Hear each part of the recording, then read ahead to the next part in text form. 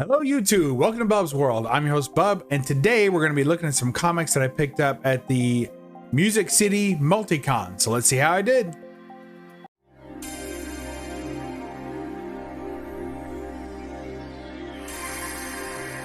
You're watching Bub's Comics, Bub. Alright, so first off, I just want to say great convention, absolutely fantastic. Went to the Music City Multicon in Lebanon, Tennessee. And just good fun, great folks, great vendors. This isn't my full review, if you will. I'm gonna do that in the next one, but I just want to show off the books that I got there and tell you that in this multicon there were lots of different types of vendors and things, and but there were some comic vendors, and of course never as many as you'd hope. But that's just the nature of the beast when you go to this kind of conglomerated convention. So let's make me small and get to the hall. Yo! All right.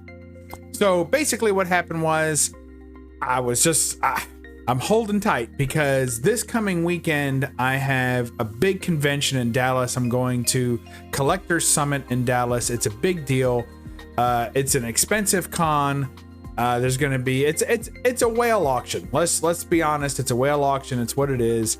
So I'm more like a dolphin. I don't know. I'm some sort of blowhole type mammal fish. I don't know what I am. But in any case, I'm going to go over there and do my best to impress them with my lowball offers, and we'll see how it goes. So point being is I was being very conservative with my spending. So I'm going to do something a little bit different today. I did not rebag and board any of the books that I picked up in this haul. Normally, I maybe don't clean them every time, but a lot of times I'll get a book, I'll clean it up, I'll fix it up if it's a Golden Age book that I bought that is very, has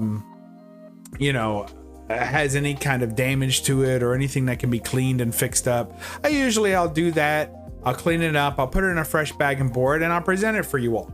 But this time, I did something a little different because I wanted you to see the books in the condition in which I found them, and then also the prices that they were. So I left the price tags on everything so you can see kind of how that went. So first up, we have just a pinup book of a fella that was there. Now I've met him before at the Memphis Comic Convention and Toy Show last year. My wife and I went there, and so I'm familiar with his work. I saw him at the very end of the convention last time, so I wasn't able to do anything with him. Asked him about commission work and things of that nature, but didn't really get anywhere with it. So this time I picked up his pinup book, which is called Vector Girls, and this is Vector Girls #1, and it says, "Psst, take a look inside for lots more of my friends." Now oh, look at that. Is she telling you to look inside the book or inside the rope? Who knows? So Sam Payne is the artist.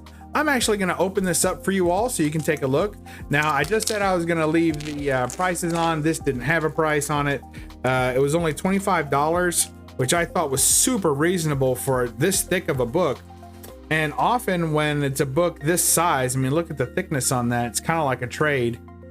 So Vector Girls, pinup art of Sam Payne. There's all his socials, if anybody wants to follow him. Respectfully, of course.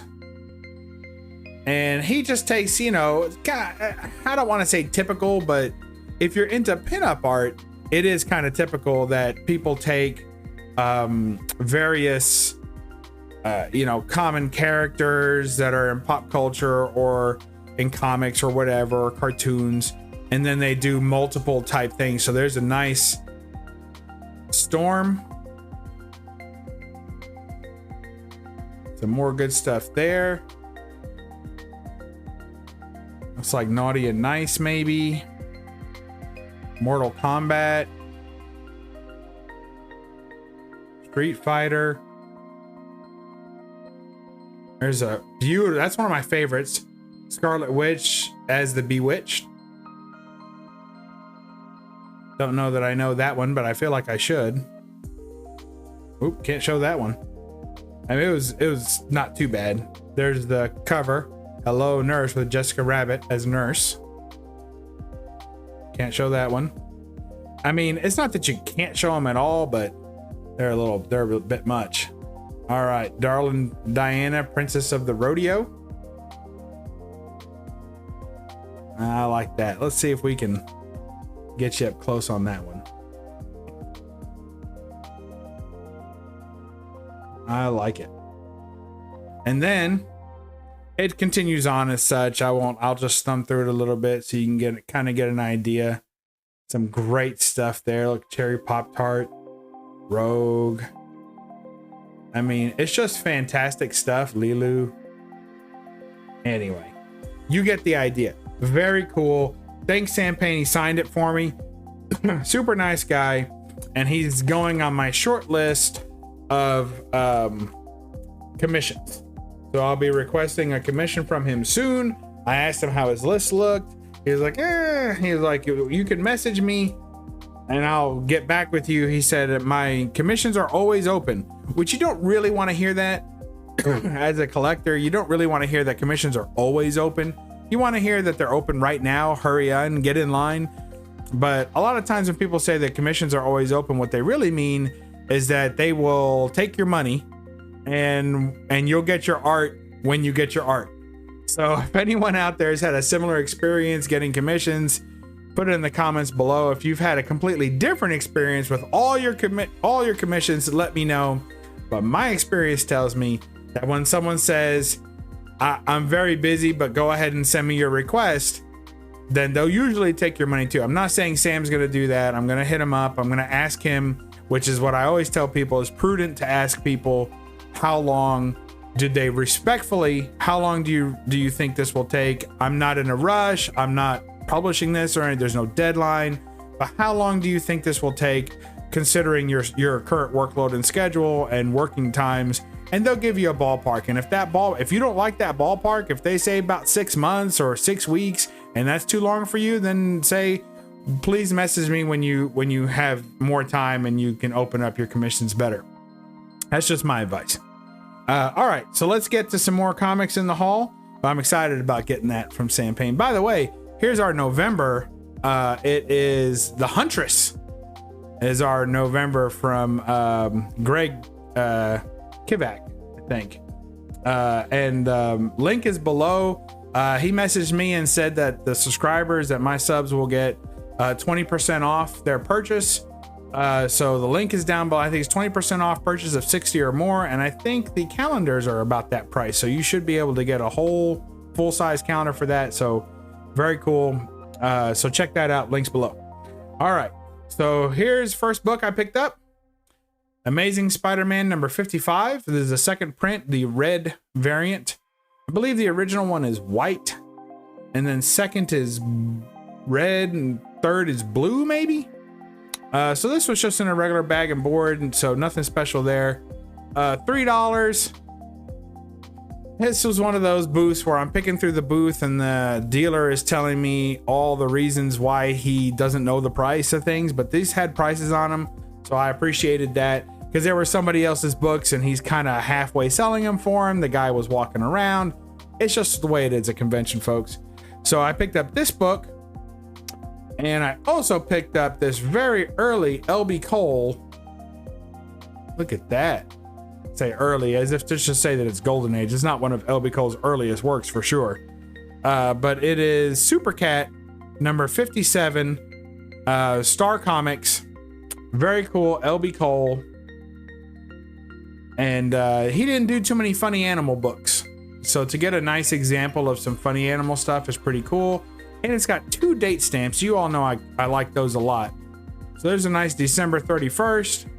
And then up here we have a December 4th. So very cool. I dig that kind of stuff. The book's complete. I already checked it out. It's in real good shape. So I'm not even gonna mess with it. Some books, I have a certain threshold. And once they are better than a certain threshold as far as how good they look optically, you know, just in presentation, then I don't mess with them. Even if there's little things I could clean up, I just leave them alone. And this book is right at that mark where I'm not even going to touch it. I could clean up the whites a little bit. There's a little bit of dirt here in the A. You know, I could monkey with it a little bit, but it's not going to improve the grade probably at all. and it really is just presentable just the way it is, and this has a charm to it of what I consider to be a relatively untouched book. So I like that.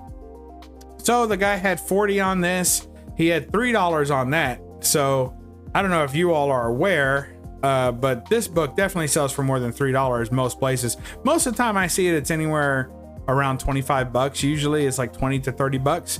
I see it. And later in the convention, I saw this same book 3 times for the exact same price of $26 each time. 3 times. So glad to pick it up for 3. So I threw this in there and we bundled down, and I worked a little magic and I got both of them for 35 bucks. So I was very pleased with that. No mussa, no fussa. Old Bubsy's working his magic. So the next place I went was a dealer, and I saw various dealers throughout. There wasn't a ton of comics, but there was enough that if you're a comic collector, you'd be happy. So the next dealer I went to, I'm not going to mention who they are or whatever, but they're people that I've dealt with before, and I haven't had a whole lot of luck buying from them. I've seen them in several conventions, so they must be near the area. Last time I saw them, I think, was at Heroes Con. So, in Charlotte. So one of the issues with them, it's just that I don't know. I mean, you guys tell me in the comments below, shoot me an email, I don't care. But do you notice that as you become more and more of a knowledgeable collector, that there's dealers that know you and they'll pull out books, so like, hey, I'm glad you're here today. I brought a couple of books. I thought they might be for you, or here's what, or they might ask me like, what are you looking for? And I'm looking for this. So like, okay, they recognize me as a serious buyer. And that's just to me, not that I'm buying better books than everybody else. It just means that if I see something I like, I might actually buy it. I mean, I don't just want to window shop comics. I want to buy some comics. So, and then they'll walk you behind and they'll show you, oh, come on back here and look through this box of stuff. You might like this, you might like that. That's what I'm used to with most dealers that I see often. But then you come across some dealers who just don't remember you and can't really put it together, and that's fine. I'm sure they see hundreds of thousands of people a year, so it's okay. I don't take offense to it. But at the same time, like this dealer, I asked and I said, and he had a lot of books to look through, and he had a lot of keys on the wall, a lot of stuff like that. So I just asked him, which I tend to do, did you bring any Golden Age today? And if you did, is it in its own section or is it mixed throughout? He was like, it would be mixed throughout, but I got to tell you, I didn't bring any Golden Age. I said, okay. He's like, I saved those for like online sales and things. I didn't bring any Golden Age because to be honest, you just can't sell that stuff. Nobody's looking for that. I'm like, okay. And I don't argue with people because what's the point, right? I mean, I'm gonna stand there and be like, yeah, I'm looking for it. Well, what am I, right? Do I not exist? So, I don't argue. I just go, okay, that's fine. And I continue to shop. So I found 2 books at this booth anyway. The first one I saw that I was interested in was this JSA Classified #1. He had $15, and I have the regular colored version. I never went for this one. That's Adam Hughes, of course. I've never shopped for this. I've seen it many times, and honestly, at $20, I've always felt it was a little overpriced for what it was. But I do kind of like it, and it was the first time that I really picked it up and looked at it and really studied it. It also came in this nice Mylar and the clear backing boards, which tend to run about $2 a piece, depending on what company you buy them from. It's so funny. Every year another company comes out with clear backing boards and they act like they invented something. They've had clear backing boards forever. Like that's such an old thing that's been around just forever. And every year somebody comes out and acts like it's brand new, but they're still run anywhere from like $1.50 to $2 a board. So that builds some value in there for me because I have a few books that I'd like to put that in. This won't be one of them. It'll come out of this board. But anyway, I usually see it for 20 bucks. So seeing it for 15 wasn't bad. So I was like, well, then I saw this book, and it's Supergirl Adventures number 21 with a great Bruce Timm cover. And I mean great. Now, what really intrigued me about this book is that the corners are razor sharp on this book. looking good. I mean, they look really sharp. And this is kind of a thicker book and tends to get some bindery tears, if you can see the thickness of the book there. So it's real prone to bindery tears on the bottom and the top. This didn't have any. It also has a very clean, tickless spine. Now there is one bend, and it's right, you can barely see it, but it's right about here. There's a small bend, non-color breaking, right there. And then it continues on with a very nice, clean spine. Doesn't look like it's ever been read. The back is super clean. Also another clear backing board. So when I saw this for $50, this book, in just about any condition you'd want to, you know, fine or above, sells for usually 60 to 75 bucks. And this has an off chance. I think it's probably a 9.4 the way it stands now. And I could press it into potentially a 9.8, definitely a 9.6. And it's one that I would like to have slapped. So when I saw it for $50, I was like, oh man, that's a good deal. But this dealer doesn't tend to have good deals. So what that tells me is that this dealer was undervaluing this book. For whatever reason, they really believe that $50 is a fair price for this book, because everything else was fair price, if you will. I mean, he had tons of wall books, and these were like side wall. They're not even the main back wall books, but they were up. And these two books, like that, 15 for a $20 book, that's a fair price at a convention, I feel like. Normal price. But 50 for a $75 book is not this guy's MO. So I said, you know what? I think I'd like to have that book. So I pulled it off the wall. I pulled this one off the wall too. And I told him, I said, I'm at about $10 on this book. And what I said, I said, I'm about $10 on this book. And I'm about $30 on this book. Now in my mind, or what I say, a 35. I said I'm 35 on this book. I'm 10 on this book. And so to me, that's at $45. That's what I told him. But in my mind, what I wanted was both for 50, because I felt like if he had undervalued this book to $50 and there was probably still plenty of wiggle room left on it, and he wasn't really either aware of the value, or for whatever reason, he didn't care about this book. Because he didn't even care enough. He just thought it was a pretty cover, Bruce Timm, whatever. But he didn't care enough to check the going rate for this book. And like I said, everything else was priced perfectly. So I offered him basically $45 for the pair. He countered at $50. Deal done. And that's what I wanted to pay anyway. I mean, I've been happy to pay $45, but I knew that was a stretch. So I expected to pay $50. I was hoping to pay $50, and I paid $50 for both. And in that, to me, this book was free. Because this book at $50 was already a good deal. And then this book kind of turns out to be free. So that was my negotiation on that one. And, you know, like I said, some people might feel like, oh, you're beating up a vendor or makes vendors angry or whatever. But no vendor in the history of comics has ever sold a book and lost money. They'll tell you they lost money. They'll tell you, oh, you're killing me, or this is what I paid for. I can't tell you how many times someone has told me, well, that's what I have in the book. And it doesn't matter what number you put out there. If I told them, I don't know, $45, well, that's what I have in the book. You know, now I'm not making any money. You know, they don't even remember what they have in these books. Trust me, I've sold at conventions. I've been a dealer.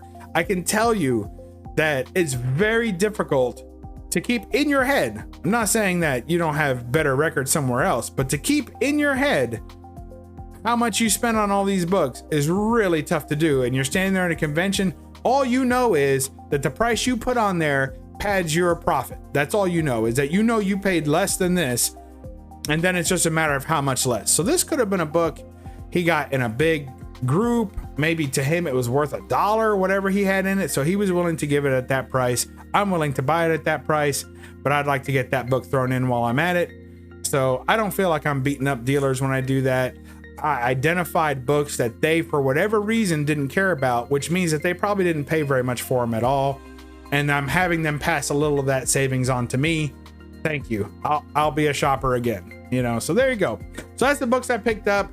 I won't keep you much longer than that. Sorry I kept you so long already. A lot of little tips and tricks about shopping at conventions in this one, so I'll be sure to add that to the description. So you see all these books I picked up here. Very pleased with them all. And of course, my focus anymore has been a lot of Golden Age. So super happy to get this LB Cole at a low price. I don't even know what it's worth. These things sell so infrequently. There's no way to, like, there's no go collect for this thing. You know, it's just whatever people are willing to pay. But typically off motif or off themed art by artists command less. So even though this is an LB Cole cover, it's not a horror cover. So if it was an LB Cole horror cover or Dismemberment or some crazy like that, it would be worth way more. But a funny animal book by LB Cole, you're really just kind of paying for that LB Cole there. So at that point, I would think this book is worth about $75 if I had to guess. And I picked it up in a bundle for $35. Very happy with that. So that's it. That's my haul. I hope you all enjoyed that. Remember to read a comic and don't apologize for the glare. Bye-bye.